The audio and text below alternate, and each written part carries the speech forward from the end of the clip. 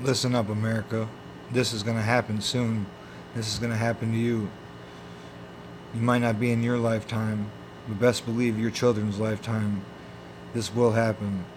This will happen, or a nuclear war will happen. You decide.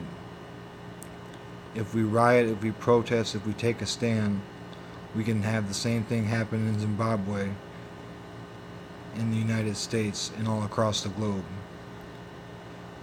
Let this video explain further.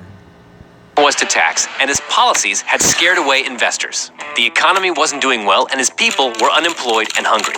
So, where to get the money? Well, one of the perks of running a country is that you get your very own money-making machine, the printing presses. So, in a pinch, you can just print more money, which is exactly what Mugabe did. The newly printed money didn't increase productivity in the Zimbabwean economy, and there was no new investment, so the economy couldn't produce more goods. In effect, you had more money chasing the same goods. More money chasing the same goods meant that the purchasing power of the Zimbabwean dollar fell. You needed more dollars to buy the same stuff as before. In other words, as the newly printed money began flooding the market, prices began to rise. Prices began to increase at a rate of about 50% a year, and that was only the beginning. As prices rose, the government had to print even more money to buy just as many goods as before. And so they did.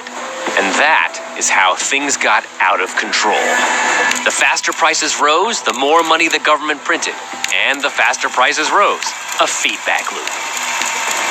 By 2001, prices were rising at a rate of 100% per year. By 2002, 200% per year. 2003, 600% per year. By 2006, prices were rising at over 1,000% per year, and it cost 417 Zimbabwean dollars to buy toilet paper. No, not per roll. See,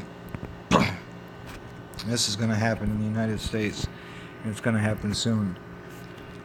And people don't realize it.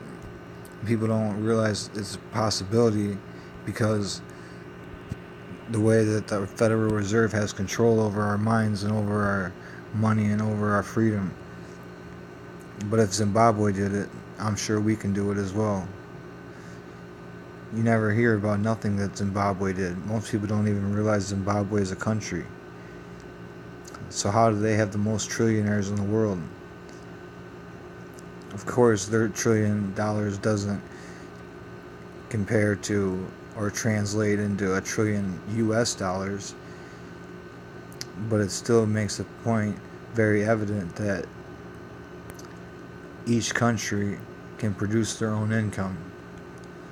That's what I'm trying to explain to this world, and I'm trying to make them realize that why don't we just keep producing more money? That would solve all our problems, wouldn't it? Then we could just trade commodities like we did back in the old days, rather than worry about income and have to work 40 hours, 60 hours, 80 hours a week to provide for our families.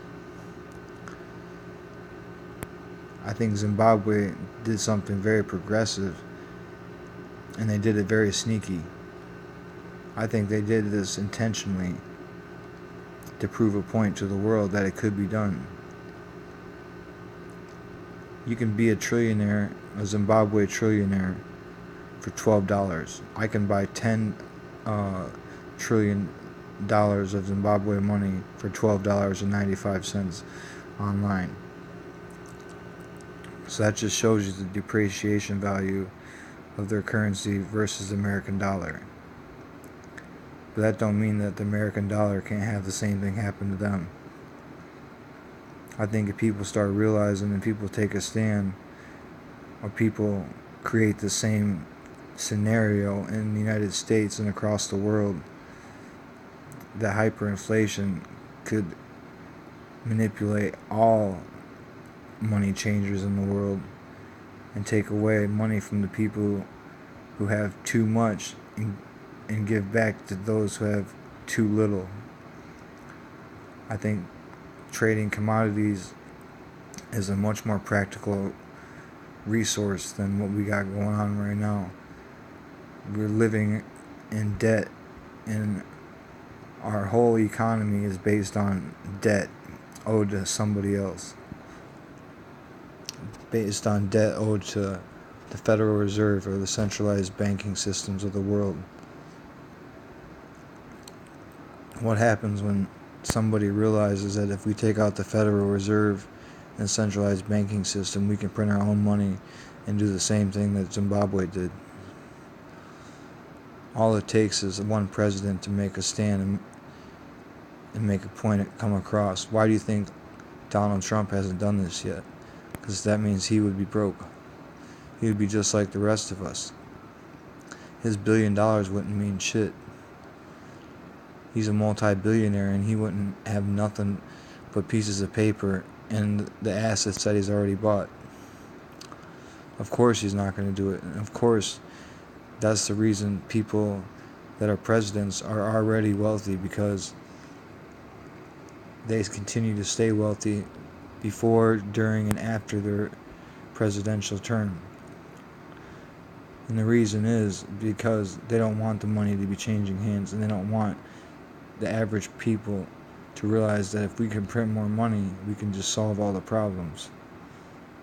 Like Zimbabwe, anybody can be a trillionaire in the United States. All we have to do is eliminate the Federal Reserve, and 99.999% of the entire population could reap the benefits. Yeah, 0.001% of the population will take a huge loss and they will lose the majority of what they've earned. But who gives a fuck?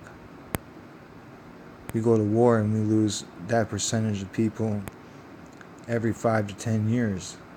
Why not just kill off or take their money in the first place so we could print off our own money and live more freely and happy? Start living like our forefathers taught us how to live, to focus on what's productive and what's beneficial towards humanity rather than what's important now, and that's money. Money is more important than human life in America, and that needs to change. So should America hyperinflate and cause everyone to be a trillionaire? You decide. Please leave your comments and feedback in the comment box below. I'd like to know what you have to say. Thanks for viewing this video.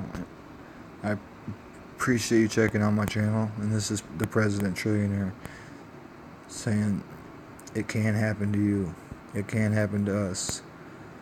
If we stand and unite, we can fight and overcome the 1%. Thank you.